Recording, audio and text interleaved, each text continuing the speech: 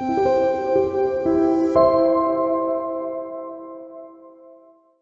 이제 자본금인데요. 자본금도 하는 법이 똑같습니다. 그 최초의 디벨로퍼나 또는 뭐 펀드나 리츠가 이 사업에 자기 자본을 넣는 걸로 시작을 하겠죠. 그래서 2열부터 시작을 해야 됩니다. 자기 자본은 우리가 그 1종, 2종으로 나누었고 중간에 이제 돈이 나오면 이익잉여금도 생겨서 그게 자본을 구성한다고 그랬죠.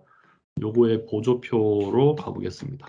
이것도 이름은 먼저 입력을 해놨는데 이제 1종부터 한번 해볼게요. 뭐 처음에 기초는 당연히 0이고 이제 처음에 자본금을 최초에 납입할 때 그때 증가분으로 잡히겠죠. 요거는 INF에서 자본 투입하는 거는 다 했잖아요. 48 요게 이제 최초의 자본금 집어넣는 금액이네요. 1종. 그리고 저걸 오른쪽으로 그냥 끌면 그게 이제 자본금 금액이 되는 거고요. 뭐 처음에는 감수할 일 없으니까 기말 금액은 바로 이 증가된 금액만큼입니다. 그리고 그 다음 기초 금액은 전기 기말 금액. 그리고 증가하는 금액은 그냥 얘를 끌면 되죠. 그러면 자본금은 언제 감소하나 이제 하는 건데요. 이 부동산을 매각하는 날 그때 자본금이 감소하겠죠. 는 납입해 놓은 거 증가한 거 두 개 더해서 곱하기 TI 가서 매각일 21번째 항을 찍어주면 됩니다. 이때 자본금 우리 2열에서 했으니까 얘도 2열을 잡아줘야죠. 그리고 한 가지 이 기초금액에도 이제 우리가 처분했을 때 기초금액이 0이 되도록 기간을 정해줄 필요가 있습니다. 자본금은 이제 개발이 시작된 시점부터 그냥 팔고 끝나는 시점까지 다 존재하는 금액이죠. 그래서 TI에서 인허가 기간, 명도 철거 기간, 그다음에 공사 기간, 더하기 보유 기간 이 네 개를 다 더해줘야 됩니다. 이걸 뒤에다 곱해줘야 처분한 이후에 자본금 금액이 이제 0으로 나오겠죠. 그 다음에 이제 기말은 우리가 항상 하듯이 똑같습니다. 여기서 이제 달러를 붙여야 될 게 없나 보면은 요 기간은 밑에 또 쓸 수 있으니까 행을 고정시키고요. 그리고 증가되는 거는 그냥 끌면 되고 감소분도 고정시키고 그다음에 기말 이렇게 됩니다. 요거하고 똑같은 로직으로 2종을 하면 되죠. 2종의 증가 금액은 INF에 가면 자본금 2종 보통 요거죠. 140억. 그리고 얘는 동일하고 얘도 동일하고 끌고 내려왔는데 전기 기말은 따라오고 그 다음에 시점은 고정돼 있으니까 저대로 쓰면 되죠. 그 다음에 얘는 끌어줘야 됩니다. 빠뜨리면 딴 값이 오죠. 그 다음에 얘도 고정이고 고정이고 뭐 이 상태에서 그냥 끌면 됩니다. 그래서 이익잉여금 가기 전에 자본금 2개 먼저 끌어 놓겠습니다. 지금 드래그를 해놓고 보니까 계속 조심해야 한다는 그 실수를 제가 지금 했네요. F열에 와서 이 전부 다 2를 지금 참조를 했습니다. 그래서 뭐 가서 다시 커서로 잡아줘도 좋지만 열 요거 정도는 뭐 안 보고도 안 헷갈리니까 이렇게 잡아줘야 되고요. 요거는 F가 잘 잡혔고 얘도 2를 잡아놨네요. 얘는 F고 큰 실수를 했습니다. 그리고 얘를 끌어줘야 되고 카피한 거니까 얘도 틀렸겠죠? 고치겠습니다.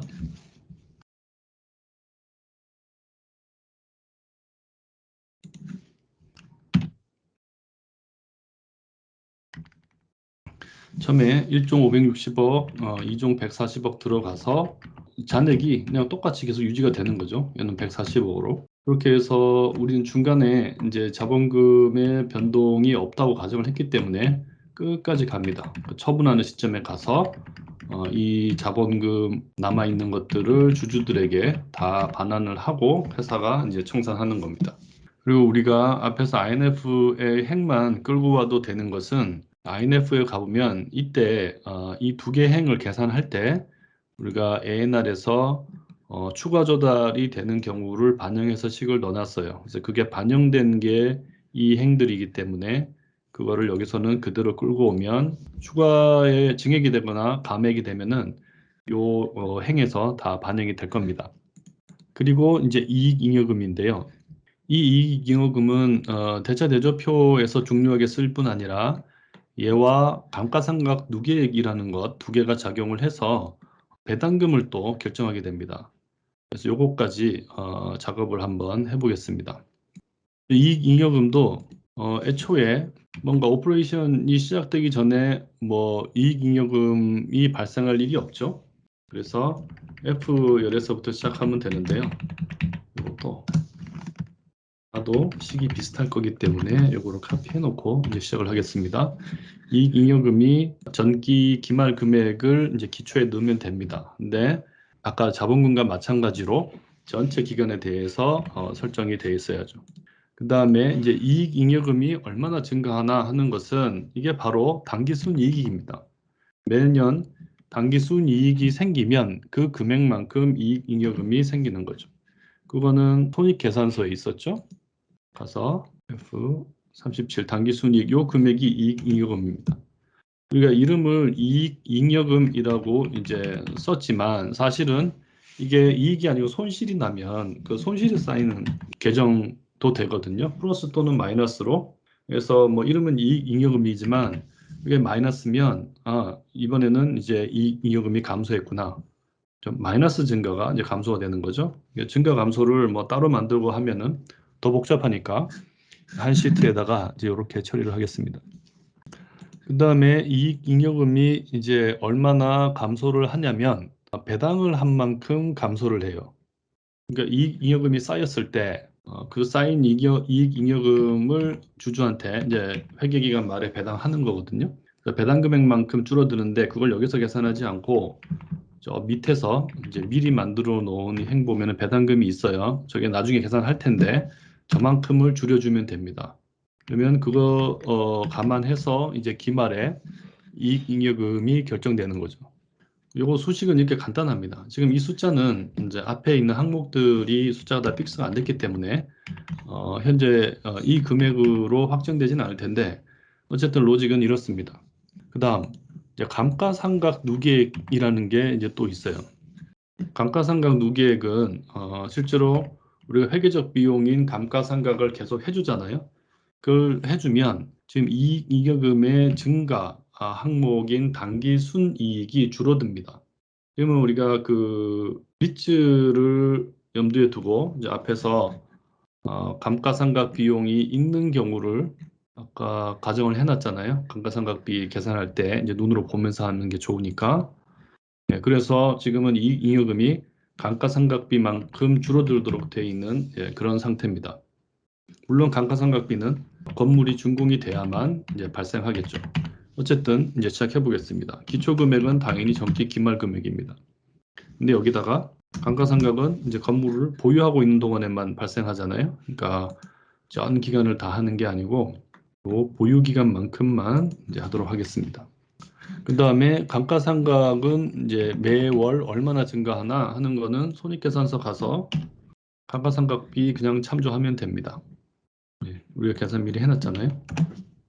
그러면 이제 감가상각 누계액이 얼마나 감소하나 하는 거는 역시 마찬가지로 이제 처분하는 날 그동안 쌓아놓은 거 다 털면 됩니다. 이제 TI 가서 매각일 21번 행을 참조하면 됩니다. 그리고 기말은 뭐 언제 나갔다 그랬죠? 그렇게 됩니다. 이게 이제 감가상각 누계액입니다. 여기서는 달러를 넣어줘야 되는 게 카피할 일이 없으니까 시점에도 그냥 넣고 넘어가겠습니다. 감가상각 누계액이라는 것은 실제로 캐시로 발생하지 않은 것을 이제 회계적 비용으로 계속 잡고 있는데 그거를 그냥 금액을 쌓아놓은 계정이에요. 그래서 당기순이익이 계속 감소해 가는 동안 감가상각 누계액은 계속 증가해 가겠죠. 그래서 이 이익잉여금과 감가상각 누계액을 같이 고려해서 배당금을 결정합니다. 배당금은 우리가 좀 눈으로 보기 편하게 요 기의 이익잉여금이 얼마냐 하면은 위에 계산해 놨잖아요. 근데 이제 기말 금액이 또 밑에서 영향을 받기 때문에 순환 참조가 안 생기려면 기초 더하기 증가 요걸로 참조하는 게 좋습니다. 왜냐하면 이 위에 이익잉여금 계산하는 거 보면은 감소 항목에 배당금이 또 들어가잖아요. 그래서 그 기에 쌓여 있는 이익잉여금 총액을 저 밑에서 참조할 때는 감소되는 배당금까지 고려하지 않고 요거 두 개만 일단 적는 거죠. 이만큼 이익잉여금이 있고 거기다가 감가상각 누계액은 기말 금액만큼 재참조를 해줍니다. 그리고 나서 배당 가능 이익이 계산이 되죠. 배당 가능 이익은 요 이익잉여금 더하기 감가상각 누계액 한 겁니다. 우리가 이제 이번 기에 얼마나 배당할 수 있지 하는 그 이익금을 계산할 때 실제로 그동안 이익이 나서 쌓아놓은 돈이랑 실제로는 현금이 안 나갔는데 감가상각비로 잡아놨던 거 그것들이 쌓인 거랑 이 두 개를 다 배당할 수 있는 거죠. 그 리츠 같은 경우는 이제 비현금 비용인 감가상각비 같은 경우는 그것을 비용으로 잡아서 배당 가능 이익을 감소시키지 않고 그만큼을 다 배당을 할 수가 있어요. 그래서 실제로 회계 처리만 다르지 배당 금액은 똑같다라고 리츠나 펀드나라고 얘기한 게 이제 바로 이 얘기입니다. 근데 계정이 금액들이 어떻게 돌아가는지는 우리가 아는 게 좋기 때문에 이렇게 이제 설명을 한 거예요. 그 다음에는 마지막으로 배당 가능 이익이 이렇게 계산이 됐으면 그럼 배당 가능 이익만큼 하는 건데 0보다 커야만 하겠죠? 그래서 0보다 크면 배당하고 작으면 배당하지 마라. 근데 배당도 매월 하는 게 아니고 회계기간 말에 하는 거잖아요. 이제 그 두 가지 정보를 줘야 됩니다. 그래서 이때는 뭐 if만 안 쓰고 또 많이 쓰는 게 이제 max 같은 함수 많이 씁니다. 이 값하고 배당 가능 이익하고 0 중에 큰 걸 적어라. 저기 마이너스 값이면 배당금이 그냥 0원이 되겠죠? 그렇게 해보겠습니다. 곱하기 배당하는 일은 TI 가사 밑에 보면은 이제 배당금 6개월에 한 번씩 지급하기로 돼 있잖아요. 우리는 요거를 잡아주는 거죠. 그러면 실제로 배당금이 잡힙니다. 그래서 이 값이 플러스 배당 가능 이익이 플러스라서 이 값이 배당금으로 잡히면 이만큼이 위로 올라가서 이익잉여금을 줄이는 거죠. 그러면은 그 다음에 배당 가능할 돈이 그만큼 줄겠죠. 이런 식으로 요 세 개가 같이 물려 있습니다. 일단 끌어서 우리가 뭐 달러 표시 같은데 오류가 없었는지 한번 보겠습니다. 그래서 이익잉여금은 처음에 이제 뭐 마이너스로 지금 여기서 출발하고 있는데 이건 시트 다 만들어 봐야 돼요. 앞에 연결이 안 된 것들도 있기 때문에 감가상각 누계액은 없이 시작합니다. 건물이 아직 없으니까. 그러면 이제 얘도 이렇게 이제 그 맨 밑에 배당금 계산한 것과 출발하겠죠. 지금 아직 한 번도 이제 플러스로 전환하지 못하고 하네요. 요거는 일단 모든 금액을 다 집어넣어 봐야 그 다음에 알 수 있을 것 같습니다. 그리고 이제 배당금도 위에 물려 있으니까 이렇게 이제 처리가 됩니다. 마지막에 처분 이익이 발생하면서 엄청나게 큰 배당을 하는 그런 모습으로 이제 현재는 계산이 되어 있는데요. 시트를 마저 다 채워봐야죠. 그러면 위로 올라가서 자본으로 일단 가서요. 자, 1종 기말 요금액을 넣어야죠. 그 다음에 2종 기말 요금액을 넣고 그 다음에 이익잉여금도 말 잔액을 넣어줘야죠. 그러면은 자본 입력까지 끝났습니다. 뭐 밑에서 뭐 이것저것 한참 계산했는데 여기 들어오는 거는 뭐 행은 몇 행 안 되죠, 그죠? 합계를 해주면 이제 자본금까지 나오고 여기서 자산 빼기 부채 더하기 자본, 그러니까 위에서 계산해 놓은 자산 총액 빼기 이제 부채 더하기 자본 일치해야죠, 그죠? 그러니까 부채와 자본으로 조달한 금액만큼이 딱 자산으로 잡혀 있어야 됩니다. 근데 얘는 지금 마이너스가 나왔죠? 그 이유는 위에 현금 계정이 비어 있어서 그렇습니다. 그러니까 처음에 조달해서 토지 계약금 지불하고 남는 것들이 현금으로 있어야 되는데 저희 현금 잔액은 우리가 현금 흐름표, 그러니까 캐시플로우에서 가져올 거기 때문에 아직 비워놨잖아요. 그래서 그 차이 때문에 대차가 지금 안 맞는 상태인데요. 요거는 뒤에 시트까지 작업을 한 다음에 숫자가 확인 가능합니다. 그때 가서도 안 맞으면 문제가 있는 거죠. 요 현금 부분도 이제 해야 된다 앞으로. 그래서 형광색으로 표시를 딱 해주겠습니다. 이렇게 하면은 대차 대조표까지 작업이 마무리됐습니다. 이렇게 하면 대차 대조표까지 작업이 마무리됐습니다. 그래서 자산 계정, 그다음에 부채 계정, 자본 계정 다 입력이 됐고요. 그다음에 대차를 보는 행도 있고 내역들은 우리가 할 때마다 맨 오른쪽까지 쭉쭉 끌면서 다 봤기 때문에 우리가 드래그 안 하는 것은 없을 겁니다. 자, 이렇게 대체 내조표의 이 보조표들을 좀 다 만들어 봐야 전체적으로 숫자가 어떻게 물려서 어떻게 돌아가는구나 하는 거를 좀 더 명쾌하게 알 수 있습니다. 자, 그러면은 이제 BS까지 했으니까 여기서 우리가 앞에 비워놓은 것 중에 지금 채울 수 있는 게 뭐 있는지 한번 보겠습니다.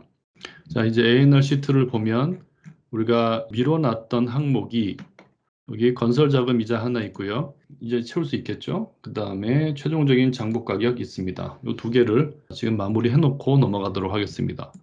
먼저 건설 자금 이자는 여기서 뭔가를 뭐 바로 계산할 수도 있겠지만 잘 기억해 보시면은 얘는 INF에서 여기 건설 자금 이자 금액이 들어가도록 잠깐만 다시 여기 건설 자금 이자는 이제 이자 금액을 뭐 손익계산서나 뭐 이런 데서 이제 참조해 올 수도 있겠지만 우리가 기억을 되돌려 보면 우리가 INF 시트에서요.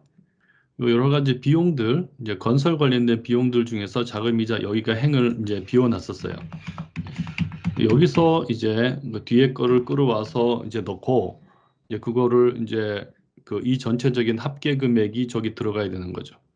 그때는 여기 ANR에서 건설자금이자 이 셀은 INF에 가서 이 행의 합계 금액을 참조하도록 하겠습니다. 아직 안 넣어놨지만 여기다가 우리가 합계를 구할게요.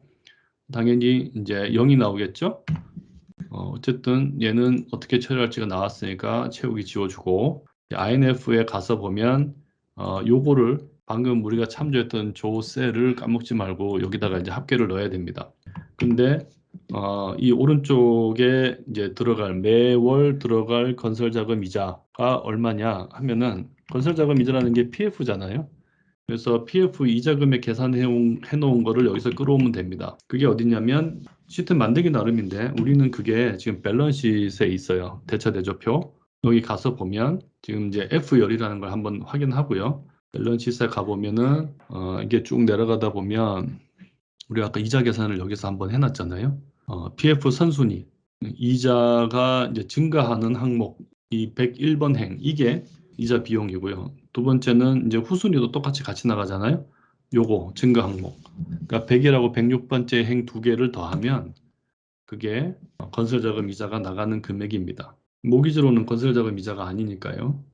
물을 끌어서 놓으면 처음에는 이자가 발생 안 하고 가다가 나중에 이제 그 PF가 이루어지고 나서부터는 이제 건설자금 이자가 발생하는 거죠. 이때 토지분, 건물분 우리가 이제 명목상 나누는 거 연습은 한번 했지만 실제로 저 이자 총액이 뭐 토지든 건물이든 이제 어디든 용도로 쓰여서 우리 그 전체 취득 원가를 구성하는 이제 항목이 됩니다. 그러면은 요거의 합계를 구해서 여기 보면은 합계가 190억 가까이 나오네요. 그러면은 걔가 요 ANR에 190억 여기에 이제 반영이 될 겁니다. 그러면은 취득 원가가 아까보다 훨씬 늘어나죠. 그래서 이 뒤에 있는 금액들이 지금 우리가 눈으로는 뭐 캐치하지 못하지만 이게 굉장히 지금 순간 많이 바뀌었습니다. 그리고 나서 INF에 가서 요것들은 이제 형광색을 지워줘야죠. 네, 그 다음에 ANR에서 우리가 또 하나 계산하지 못한 게 요 장부 가격인데요. 저 장부 가격을 우리가 그 밸런스시트에서 바로 참조를 해가지고 마지막 날에 장부 가격을 참조할 수도 있는데요. 여기서는 실제로 뭐 다른 방법으로 그 장부 가격을 계산해서 밸런스시트하고 일치하는지 여부를 또 한 번 더 확인해 볼 수 있는 뭐 그런 방법을 쓰도록 하겠습니다. 그러면은 처분하는 그날 장부 가격이 얼마나 남아 있을까 하는 거는 해서 우리가 취득하는 시점에 전체 취득 원가에서 이제 건물이 감가상각된 만큼을 이제 빼줘야 되는 거죠. 그게 얼마냐면 매년 이제 연간 감가상각 금액은 이제 IS로 가서 그 중에서 이제 건물이죠. 건물 곱하기 매년 그거에 2.5%씩 줄인다 그랬어요.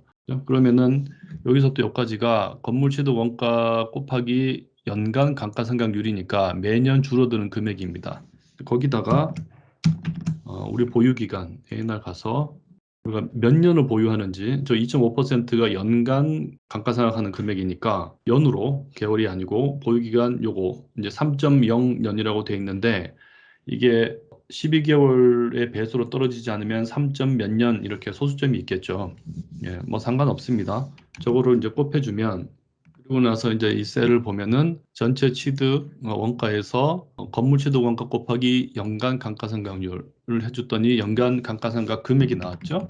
그거 곱하기 보유 기간을 다 해주면 요만큼을 빼주면 실제 남아있는 잔존 이제 장부 가격이 되겠죠. 얘는 이제 서식을 또 100만 원 단위로 이렇게 만들어주면 금액이 나옵니다. 얘가 당연히 최초 취득 원가보다 지금 많이 줄어 있겠죠. 우리가 이제 리스로 가정을 했기 때문에 입력을 했으니까 색깔은 없애주고, 만약에 이제 확인을 해보고 싶으면 우리가 여기서 리스를 했는데 이거를 이제 펀드로 바꾸면 이 두 개가 이제 정확하게 일치하겠죠. 이렇게 해서 이제 ANR 시트까지 완성을 했습니다. 그리고 공정률 시트, 시간 시트, 그다음에 INF 시트까지 완전히 이제 완성된 거를 확인하고요. 여기에 빠져 있었는데 INF까지 다 완성을 했죠. 그리고 나서 이제 NOI 시트는 애초부터 다 완성이 돼 있었고, 그리고 나서 손익계산서 시트를 가보면 가상각비, 매각부대 비용, 예, 여기도 지금 이자 수익 하나 말고는 다 계산이 됐네요. 근데 이자 수익은 현금 잔액이 나와야 계산할 수 있잖아요. 그건 이제 캐시플로우 시트가 완성이 돼야 됩니다. 그 다음에 이 대차 대조표 요 시트도 지금 맨 앞에 있는 캐시플로우가 돼야 되는 요 현금 요거 말고는 지금 다 작업이 된 거죠. 예, 그러면은 지금까지 아직 작업하지 않은 현금 흐름표 만들기 전까지 할 수 있는 것은 다 채웠습니다. 여기까지가 이제 대차 대조표에 대한 설명입니다.